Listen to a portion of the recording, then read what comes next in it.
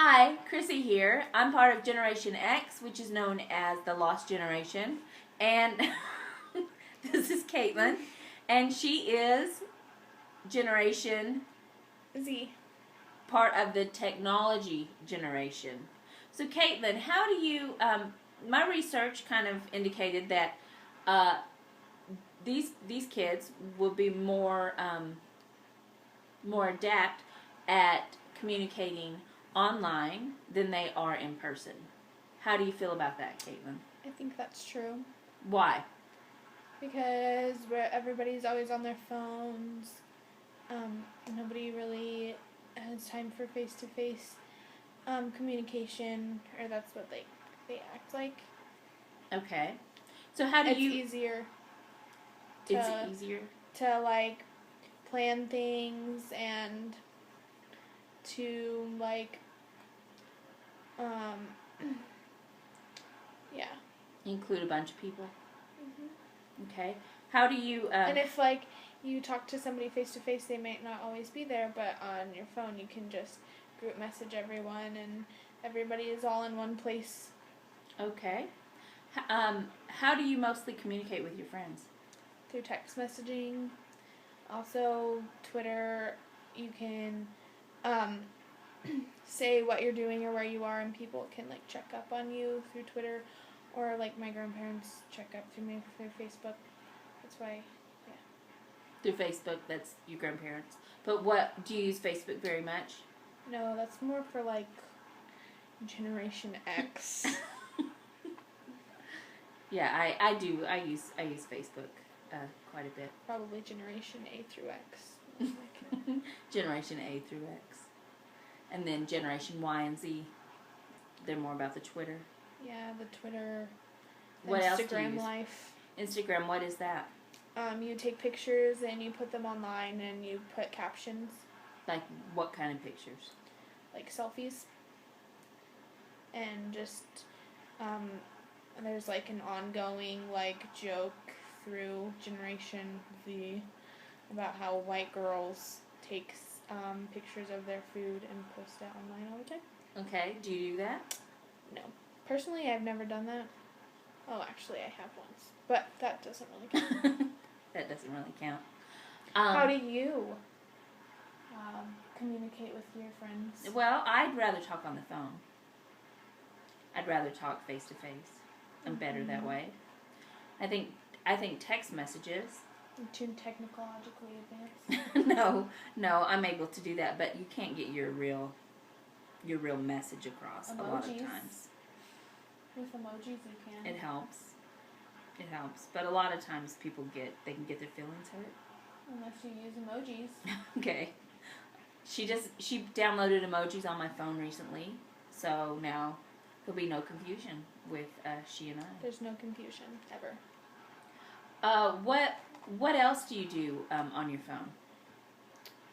I watch YouTube videos, online shopping. There's this thing called iFunny that me and my brother, we look at. There's 40 features actually a day, 20 in the morning, 20 at night. And it's just like funny pictures and videos that you watch, and me and my brother talk about them. Okay. What do you watch on YouTube?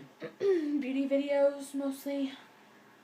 What do they show? Like you can get ideas on how to do your hair for prom and your makeup for prom, or just like everyday makeup, and like haul videos, which are where they go buy a bunch of stuff and then they show you what you got and you can get ideas on like outfits and things. What about music?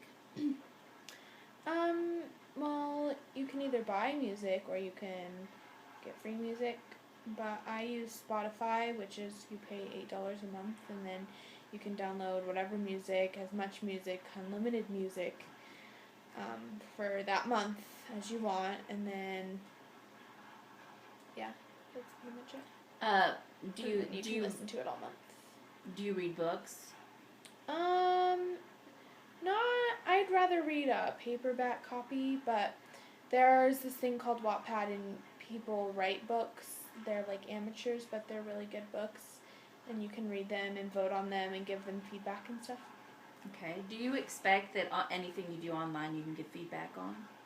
Yeah, pretty much. Do you give a lot of feedback? No, because so many people give rude comments and they're saying it's feedback that I'd just rather, be nice and tell them that they're doing a good job. Okay. What are you gonna do when you grow up?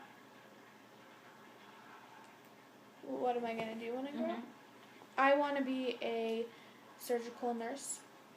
All right. How do you think technology will help you be a better nurse? Technology is always changing and always growing, same as the medical field. They say that if you're in college, the first 4 years are irrelevant. Irrelevant. Yeah, irrelevant by your 5th year of college, or the first year is irrelevant. Irrelevant by the 5th year of college, and so like with technology, if everything's always changing, and same with medicine, then they can kind of go hand in hand. All right. Do you feel like you'll be able to get a job? Yeah. Yeah.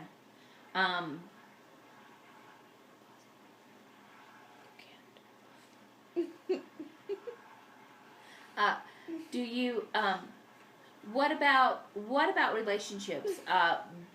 Boy and girl relationships. Do you feel like you should live together before you get married, or do you feel like you should get married and not live together? I don't think that's a matter of technology. I think that's a matter of how you were raised. You think that's more how you were raised? Yeah. What do you find kids your own age are doing? Getting pregnant. Getting pregnant. Okay. And you're not, so good. That was all. Okay. Let's see. All right. Well, so would you rather do anything on your phone than in real life? Like what? Like, would you rather watch a video than read a magazine about beauty? Yeah, it's more interesting that way, and it's more hands-on. I'm more of a visual learner, so watching a video helps me learn better than reading about it. Okay. What about books? Like I said, I like paperback copies of books, and the books are usually better than the movies, and I do like movies, but if there's a book, like 8 times out of 10, I'm gonna read the book before I watch the movie. Before you watch the movie. Do you like to watch movies in the theater, or would you rather watch them on a device?